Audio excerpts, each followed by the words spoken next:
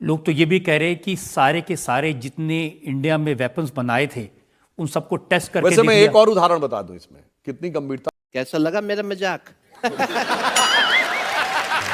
से काम किया ये भी देखिए। अभी आपने देखा होगा कि एक वहाँ उसका नाम था शायद हाफिज सैफुल्ला, जिसने 2006 में टेररिस्ट कैंप पे उस सीआरपीएफ कैंप पे टेररिस्ट अटैक किया था और जिसने कई प्रकार के अटैक्स में उसका नाम आया था। तू समझा? हाँ। नहीं, तू समझा नहीं। आरएसएस हेडक्वार्टर पे भी किया था, अज्ञात लोगों ने उसको मार दिया है। अब देखिए ये क्या होता है कि जब वहां की सरकार का बुलंद इकबाल बुलंद की बजाय जमींदोज हो जाता है तो कुछ ऐसा होता है। तो जो हमारे यहाँ काम किया जाता है, लोग भी आपकी पार्टी के भेजे नहीं, हमें नहीं पता कौन है। अभी मजा आएगा ना भिड़ो। हमें नहीं पता कौन है। इसके लिए मैं बताऊं क्या होता है। आप में से जो लोग उत्तर प्रदेश और मध्य प्रदेश के रहने वाले होंगे तो बुंदेलखंड में एक आल्हा गाया जाता है। आल्हा उदल का नाम सुना होगा।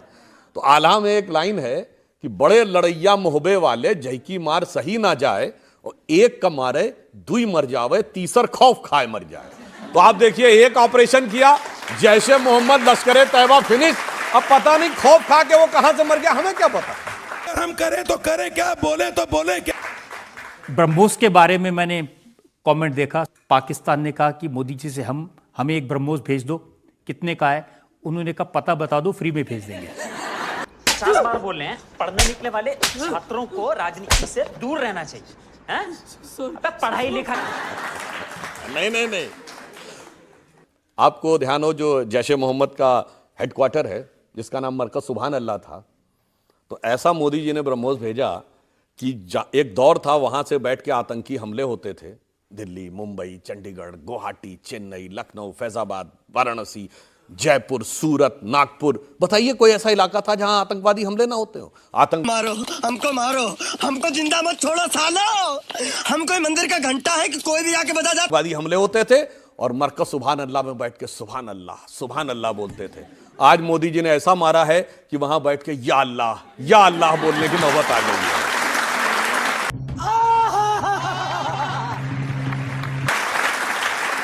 जनता में से एक सवाल ले सकते हैं इसमें।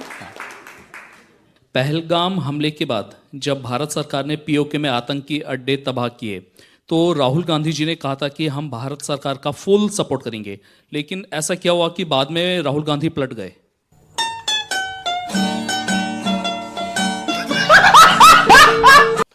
देखिए ये मुझे लगता है इसका उत्तर तो कांग्रेस पार्टी या राहुल गांधी जी का कोई प्रवक्ता दे सकता है, मगर अलटना पलटना जो है वो कांग्रेस पार्टी की फितरत में रहा है। और वैसे समझ रहे हो? जिस दौर में उनकी दौरे हुकूमत थी तो फुल सपोर्ट नहीं करना था, केवल सेना जो करने को तैयार थी उस पर शांत रहना था। बराक ओबामा ने अपनी किताब प्रॉमिस लैंड में लिखा है 2010 में मनमोहन सिंह जी की वार्ता के आधार पर कि 2008 के बाद भारत की सेना कार्रवाई करने के लिए तैयार थी, मगर कांग्रेस सरकार ने इसलिए कार्रवाई नहीं की क्योंकि उसको लगता था इससे उपजे राष्ट्रवाद के वातावरण में बीजेपी को फायदा ना हो जाए। गजब बेइज्जती है। और राहुल गांधी जी तो वह व्यक्ति हैं जिन्होंने 15 जुलाई 2011 को उन्होंने कहा आतंकवाद को तो पूर्ण रूप से रोकना संभव ही नहीं है। It's impossible to stop terrorism at all the times. मगर आप देखिए मोदी जी की सरकार आने के बाद पूरे भारत में जो आतंकवाद होता था, दक्षिण कश्मीर के 4 जिलों तक उसको सीमित करने में सफलता हासिल की है। इसलिए मैं कहना चाहता हूं प्रधानमंत्री मोदी जी के लिए, कांग्रेस पार्टी से विरोध मत करो। अगर सपोर्ट करना है तो पूरी तरह सपोर्ट करो। मेरी हिम्मत को सराहो, मेरे हमराही बनो। मैंने एक शम्मा जलाई हवा। मारो मुझे, मारो मुझे, मारो।